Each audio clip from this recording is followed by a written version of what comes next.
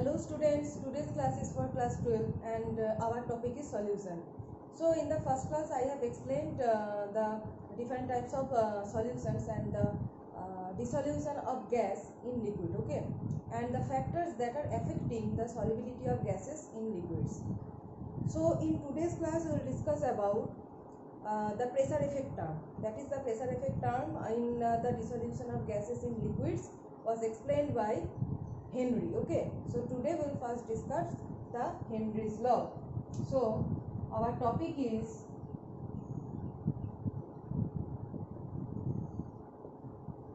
Henry's law. Okay, so according to Henry's law, the extent of dissolution of a gas in a liquid is directly proportional to the pressure exerted. Okay, is directly proportional to the pressure exerted. So we can write as the solubility of a gas in a liquid. We are writing the statement of Henry's law. Okay, so the statement is the solubility of a gas in a liquid, the solubility of a gas in a liquid at constant temperature is directly proportional at constant temperature is directly proportional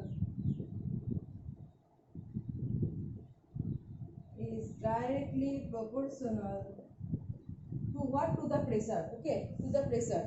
So directly proportional to the pressure of the gas, proportional to the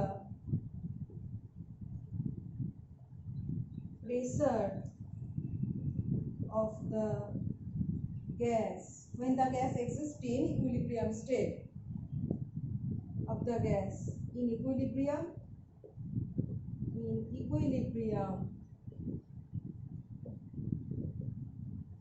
with its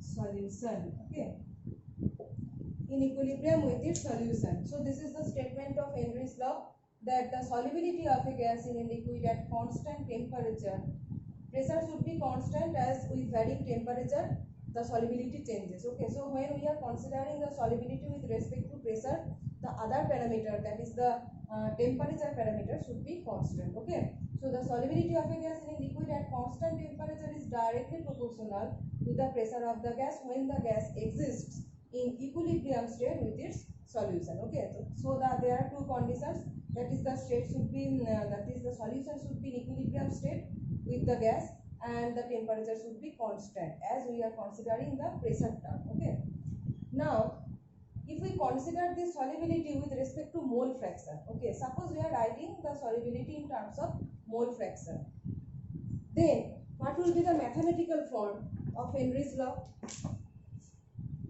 So after the statement, we are writing the mathematical form of Henry's law as, if P is the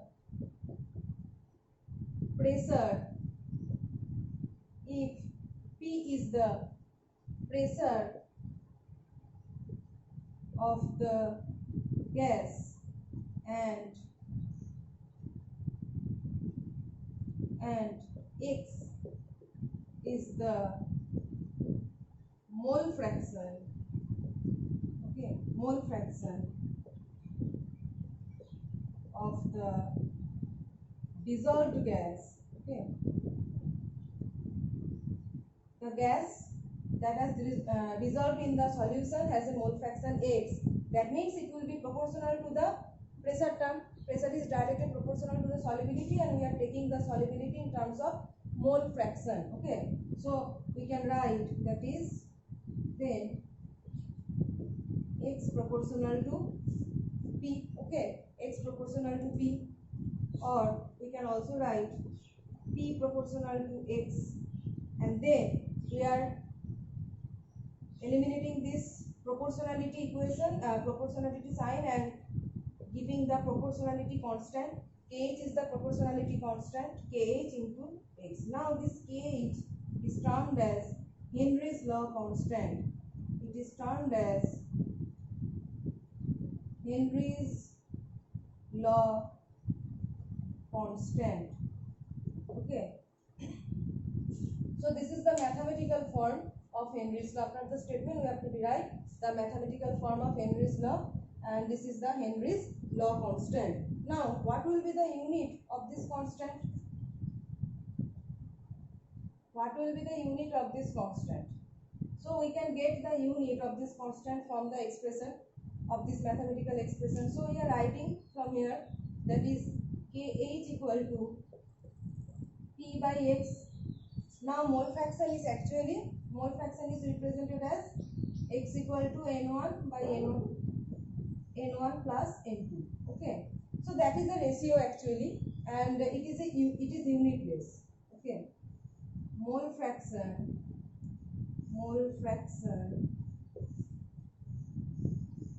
has no unit. Okay, has no unit, but pressure has unit. Suppose atmosphere, so the unit of Henry's law constant is equal to the unit of pressure. So if I am writing the pressure unit as atmosphere, so unit of Kh will be, that is Henry's law constant will be, it will be also atmosphere. Now you will say that why we are taking the mole fraction solubility in terms of mole fraction. We can also take the solubility in terms of other parameters like molarity. Okay, solubility can be expressed in terms of molarity and as well as in terms of mole fraction. So we have taken as in terms of mole fraction, and the unit is atmosphere. So what happens when we are taking the solubility in terms of molarity? So take as a molarity. In that case, molarity will be proportional to pressure. So if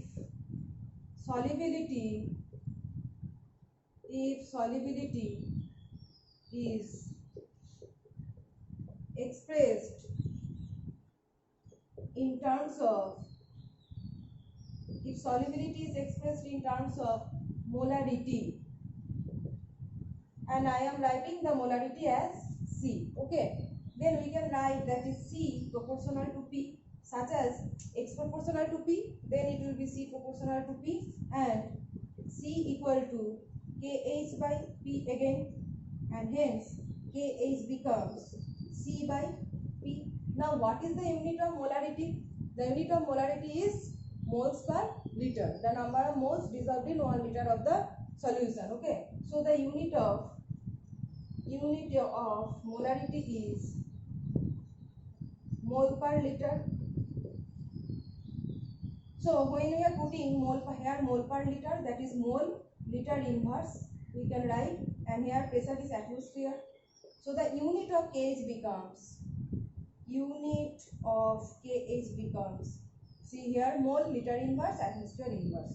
So mole liter inverse atmosphere inverse. So this is the unit of Kh when we are taking the solubility in terms of molarity, and this is the unit when we are taking in terms of mole fraction. So these are the 2 unit and 2 factors. Now upon which parameters or what are the factors that are affecting the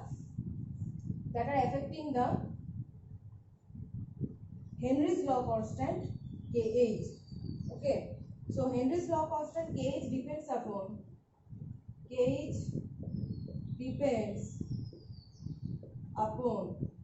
the first factor is nature of the gas. Okay, first factor is nature of the gas, and second factor obviously will be nature of the solvent. So second factor is nature of the solvent, and obviously Henry's law constant also depends on temperature. As solubility depends on temperature, so Henry's law constant will also depend on temperature. Okay, so the third factor is temperature. It will also depend on temperature. So there are some factors that are affecting the Henry's law constant. Now, Henry's law will not be valid in some cases. Okay, there are some factors that are not applicable. There are some factors that are not applicable for Henry's law. So, we'll study when actually the Henry's law is applicable. So, there are some restrictions for Henry's law, and what are those restrictions? So, we can give heading as Henry's law will not be applicable. Henry's law will not be applicable. Will not be applicable when the first point is, I have said in the solution, when we are making solution, some gases undergo ionization like HCl gas. So that gases that are going ionization in a solvent, in that case Henry's law will not be applicable. So gases that undergo ionization in solvent, so Henry's law will not be applicable for, first is gases that undergo ionization in solvent. Second factor is gases that are undergoing association. If they are undergoing dissociation, that is ionization, they can also undergo association. So we can also write gases undergoing association. So any association or dissociation will be strictly restricted in case of Henry's law. Henry's law will not be applicable. And the third factor is like ammonia gas, when the gas is reacting with the solvent, it should not react. It will only be dissolved in the solvent. It will not react according to Henry's law. So for ammonia, for gases like ammonia, so for gases like ammonia which reacts with solvent. So if the gas is undergoing dissociation or association or any reaction with the solvent, then Henry's law will not be applicable. Okay. So this is the total Henry's law and some factors that are affecting Henry's law. So in the next class we will discuss about ideal solution, non-ideal solution, and in that respect Raoult's law. Okay.